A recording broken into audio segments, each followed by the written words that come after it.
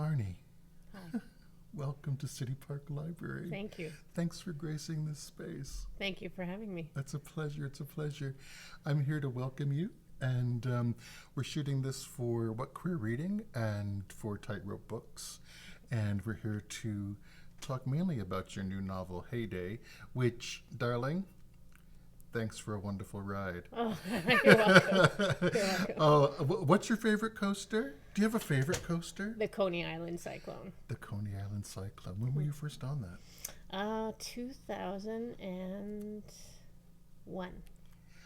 Is it still operating? It is. Wow. It is. Wow. Yes. One of the few rides that's still operational from the original days. That is so exciting. I remember, I'm originally from Ohio, so we were just less than an hour away from Cedar Point. Don't talk to me about Cedar Oh Point. my God, darling, that was my childhood. Every summer, that was the big trip. Yes. With the blue streak. Yes. Oh Yes. my God, the blue streak. It was like, I'll never forget the look on my mother's face trying to hold us back. Yeah. Yeah. God, it was crazy. That is heaven for roller coaster It lovers. really is. Yeah. It really is. Yeah. So the reason I mention that is, of course, coasters figure large in Heyday, including a whole history of Hamlin's Point that I was completely unaware of. I mean, I'm originally from the States, but I've been here for 33 years, and mind you, I've done a bit of the dunes in Hamlin's Point in my heyday. A different heyday. A different heyday entirely. Yeah. But I had no idea of the amusement park there, and there was a cinema, and I saw the picture of the diving horse, which, oh my God, and then a whole ballpark. Yep. A huge ballpark. Maple Leaf. Wow. It was a whole world. There was a whole world. Well, thank you for introducing that to us readers, because that was a real surprise to me. And what was even as delightful is how we discover Hamlin's Point, and that is through the eyes of your lovers, your characters, Bet and Freddie. Yes. Cookie. Yes. Cookie, she comes to be called. Yes. And let me tell you, I became one of those girls. Fantastic. I was able to have a whole little sparkling romance happen through the character. There was such an excitement and anticipation of what it meant to go to Hamlin's Point so you could see someone. Yeah. And I forgot, it was wonderful to reconnect with that the toes curling and I might be doing something a little bit wrong. My parents don't really know what's going on. Youth. So go ahead. I'm sorry. Youth. Youth. Exactly. I mean, what passes for adventure today? That is a great question. I'm not a youth anymore. I don't know. I think there's probably still toe curling and anticipation. It's just different. It's processed in a way that, I mean, I'm so grateful I didn't grow up with the internet as my guide. Yeah. I don't know. I really don't know what it's like to be young these days, but I hope that it's still anticipatory. I hope so too. With all of the butterflies and the what's going to happen and drama, yeah. Exactly. Well, something tells me the drama is still in place. Yes. It might be Facebook drama, but it's drama all the same. Right. So I'm curious about, we've got two different couples, two different love relationships, or the aspect of what the possibility of love holds forth, current day and back in 1909. Right. How did you come up with this construction? What's going on? I was interested in time before language for a lesbian relationship. So I was interested in the time before coming out and before this process of self-identification that we know now and take for granted. And I wanted a 21st century relationship in counterpoint to show that even when you have the language, it doesn't necessarily mean you've got a full grasp on the mechanics of love. Right. And the complex grief was what really interested me about Joss, that she is not mourning the love of her life. And that is complicated. Yes. And the young girls have a different experience of complicated grief, but the love is a little more pure in the old school sense, that it's more romantic, there's more depth of attachment and sentimentality to their love. It's a Right. romantic friendship. Yes, yes. And also, again, the idea that I don't really know what's going to happen. And that's true. That's as much true with Joss's character. I was so taken towards the end of the novel to see what direction or what kind of resolve, if any, was going to come about. And for readers, we're going to leave it at that. No spoilers. But I simply want to say thank you. Oh, you're welcome. Okay. So I'm also curious. You were in the foreword, or you were thanking your current partner, Jeanette. Yes. And we'll talk more about that somewhat. But you also mentioned one of your mentors, Tiff, Timothy Finley. Yes. And in association with Coasters. Now, can you tell me a little bit more about what that entails?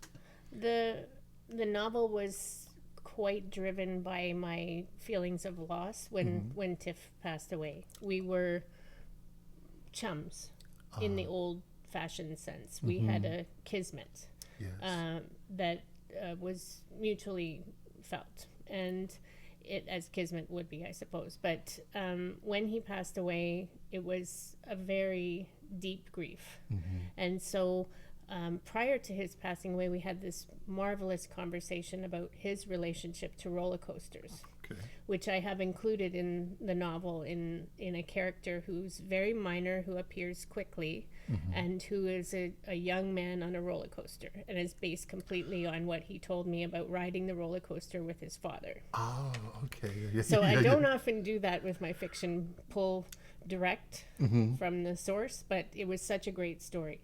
He had been badgered into riding, and he had no love for roller coasters thereafter. Right. And he thought I was quite crazy for loving them, and I had told him quite a bit about the novel. Yes. It was a long process to complete the novel, and yet two things crystallized it for me, which was when I lost Tiff and experienced that depth of grief of losing a friend. I had lost friends, but none so close in my heart and soul. And he was a mentor. So Yes. that's a very different loss, as I learned, when Yes. you lose the talisman. Kind of like, I mean, I've had the fortune of having one specific gay elder in my life, and they're so rare, Yes. and really, it could be once, hopefully once, if not twice in a lifetime, to have that. Like, I looked at him and would go, "Oh yeah, I might be able to see my 80s. If this is what my 80s looks like, Yes. that would be kind of sweet." So and there's, unfortunately, in our own generation, so few of people that I was connected to at that time that are still with us in terms of the possibility of a gay mentor or elder. Absolutely. In that It's sense. crucial that we So- hang on to those stories. Absolutely. There's another character that I'm really deeply touched by, and that's Bet's father. Yes. There's a line where I just love the relationship they have. They both know they're bullshitting each other. Yeah. They both know that, yeah, okay, I'm going to give you a little rope here, girl. But what's lovely about that is it's virtually the antithesis of the relationship with the mother. Yes. And the father just says, as long as you have fun. Yes. As long as you have fun. Yeah.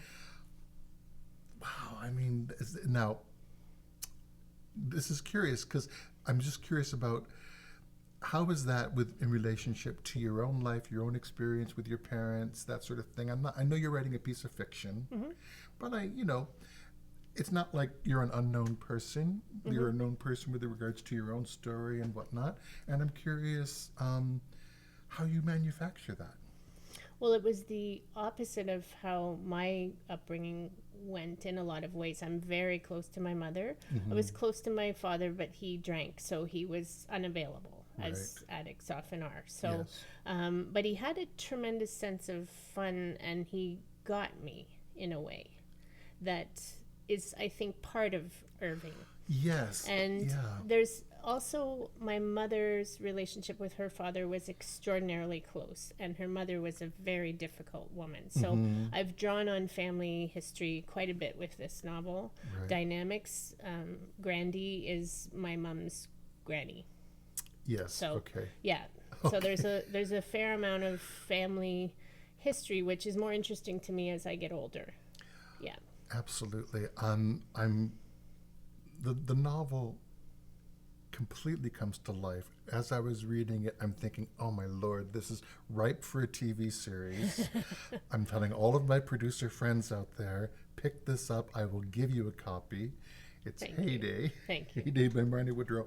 And it's ripe with a real beautiful, an amazing slice of Canadian and Toronto history. Oh, good. Which is, and the characters are vivid and vibrant and people that you want to go on the ride with. Thank you. So you have an excerpt. There's an excerpt we're going to have Marnie read from the novel. It is chapter 15. It'll give us a lovely taste of how the novel works in actuality. If you could be so kind to read Absolutely. that for me, I appreciate it. Freddie adjusted her cap and gazed out across the park to where her secret beach waited. It was one of 3 sanctuaries she treasured. The smell of boiling sugar and burnt molasses had at first been unbearable. Delicious, then sickly, then the cause of a constant low-grade headache. Now she was used to it all, except for the bees and the burns. But she much preferred the happy afternoon hour when she walked over to the Little Gem Vaudeville Theater. There she worked till 8 o'clock selling tickets, ducking into the darkness when she could. She had never seen a motion picture before coming to the Island Amusement Park, and now she was hooked to the degree that she could watch the same one 3 dozen times and still be enchanted. The projectionist was a gruff American-born man named Whitehead who smoked cigars and cursed under his breath continuously, but nevertheless let her sit in on as many screenings as her work schedule would allow for. He sometimes even invited her to come view the newly arrived selections so she would be able to sell more tickets, but those summonses were rare. Between the secret beach, the theater, and the figure 8, Freddie reasoned she was as happy as she could ever hope to be. Though she dreamt of escape, it was mainly to put more miles between herself and any chance that Knopf Jr. would hunt her down. And with the exception of the unwanted attentions of Darius Peacock, she went about her days in relative peace. She had no friends, it was true, but there was little point in making any when she planned to live out her days in New York. A little hungry, she would not spend extra money on food, seeing it as a waste, and quite often lonesome. She would have a whole different life in New York and was prepared to wait.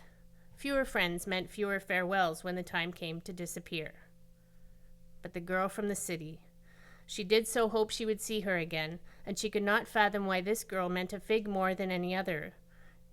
If she even turned up, which Freddie grew more doubtful of as the afternoon clocked on, and she found herself heading for the roller coaster, just in case, she made a deal with herself. If the girl was true to her word, Freddie might make an allowance for just one true friend in her otherwise lonesome world. So I had read an interview previously where you were talking about writing Spelling Mississippi, and I also had the great fortune of being in one of your writers' classes with Jim Nason at Tightrope Books. That was fun. That was a lot of fun, and I really liked, a number of the exercises, which really gave me an idea of how you embellish the work, how you actually go from one bubble to 10 bubbles, right? But in Spelling Mississippi, you had said it had taken you about 4 years to write that novel. One question I have is it fun for you to write? And the next question I have is, so 4 years to write Spelling Mississippi, and how many years to write Heyday? Well, 10 to 12 years have gone by since last publication. So 12 or 13 years maybe since publication, actually. When I say it took that long to write it, it took that long to mull it over, and there were many drafts that stalled, and there was a whole storyline that was cut. Okay. There's a whole other book that was residing inside the book, Oh, yeah. and yeah. that is now its own book. So there was no great loss because it's its own story. Bonus. Yeah, bonus book. And you have to watch for that, and you have to be really painfully honest with yourself, in which I wasn't prepared to be at points. Okay. And I struggled to make that novel work the way I wanted it to. And at a point, I had to sit down and say, this is a whole other book. Get it out. Right. Kiss your darling goodbye. And I'm seeing like Yeah. he struggles Yes, holding yes. on to it for I dear know. life until And he there's choked it. There's a whole other nightmare of extracting that book from what is now Heyday. Okay. And it was a long journey, darkened by self-doubt and anxiety of a raging variety. So when people talk about writer's block, I've always been very resistant to the term writer's block. Right. But I think what I experienced wasn't writer's block. It was just, now I can look back and see it was an embarrassment of riches. There were several books all fighting for my attention, or at least two, and I just had to admit defeat before I could move forward. Wow. Yeah. Wow. And see, but I imagine that a lot of young writers have this whole chasm of self-doubt. And I read recently someone said, I think, therefore I edit. Right. And was that editing process, like when you dissected the two books, was that an editing process you yourself went through? Did you actually work with an editor around that time, or? I showed the book sooner than I should have. That was my editorial experience. Okay. And it was, looking back again, all things can be cast in a different light when you survive them.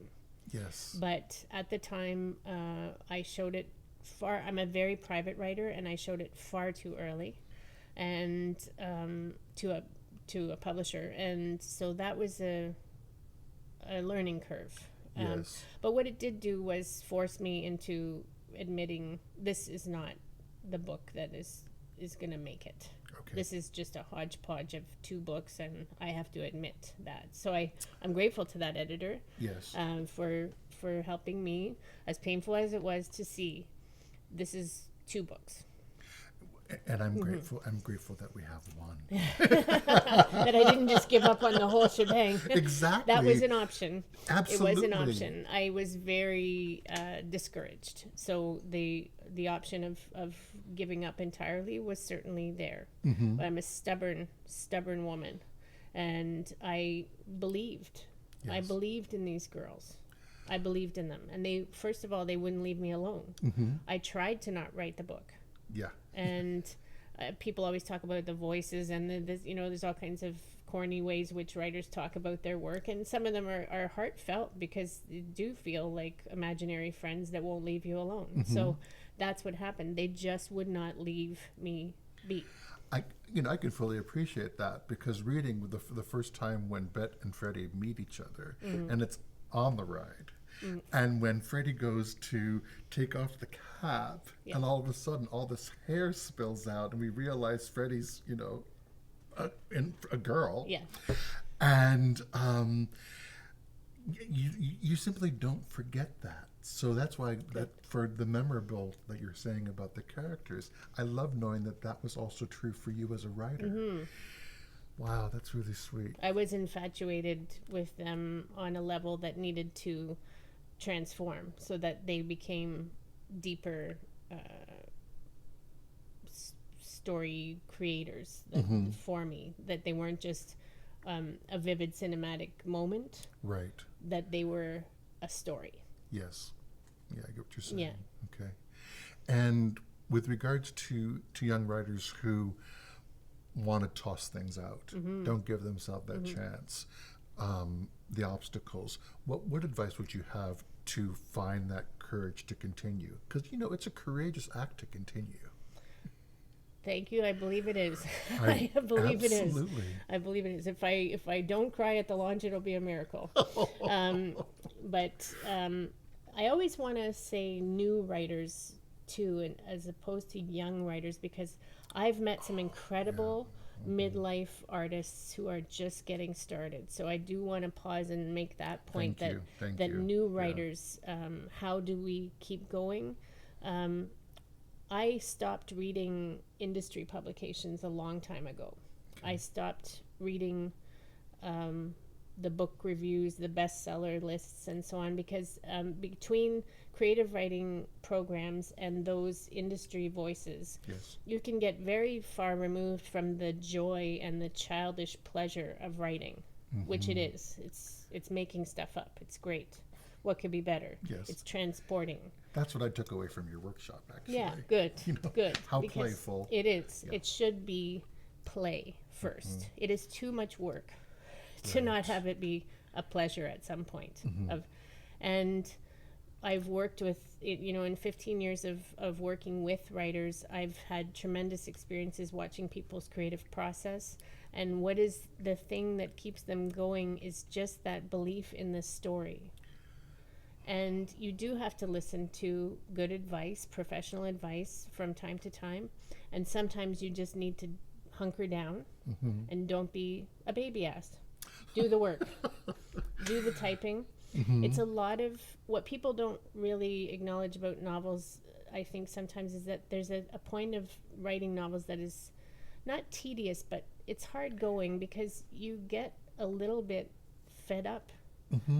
You want to go, and I often write short fiction to sort of satisfy myself. Yes. To get over that feeling of like, these people will not behave. I'm so sick of them all. I'm going to kill them all off. Right, and then the short is finished. Yes. Exactly. Yes. So the only thing I can say is the combination of have faith and do the work. Wow. Don't be lazy. And sometimes that means 10 years later.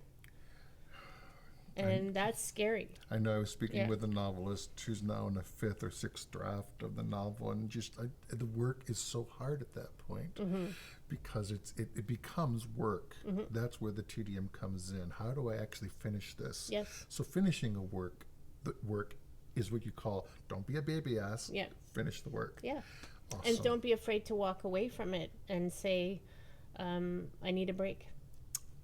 Don't worry it to the point where all the life that it ever had is sucked out of it from fretting and fiddling. Sometimes it needs to go in a drawer. Yeah. And I would say that Heyday went in a psychic drawer and stayed there for quite a while, which explains some of the time that went by. The length of time that it took to bring it forward. One more thing I wanted to share. Darling, you and I are going to have a party at the Gladstone. Yes. At least I'm going to be there. Yes. The launch for the Toronto launch for Heyday is September 15th. It is. At the Gladstone Hotel. Yes. Come with bells on. And also, did I hear correctly there's going to be a tarot reader? Yes. Phoebe. Phoebe? Oh, Phoebe. Yeah. Phoebe. Lovely. Have you had readings from her before? No, they arranged for her to be there, and I'm so excited, as are several of the invited guests. So Lovely. Well, you and I will both be in line for that. yes. And Heyday comes out this week on TIGHTROPE Books Press. And what a pleasure to have a moment with you today to talk about it. Thank you. I appreciate it. Thank you so much. Bye for now. Bye.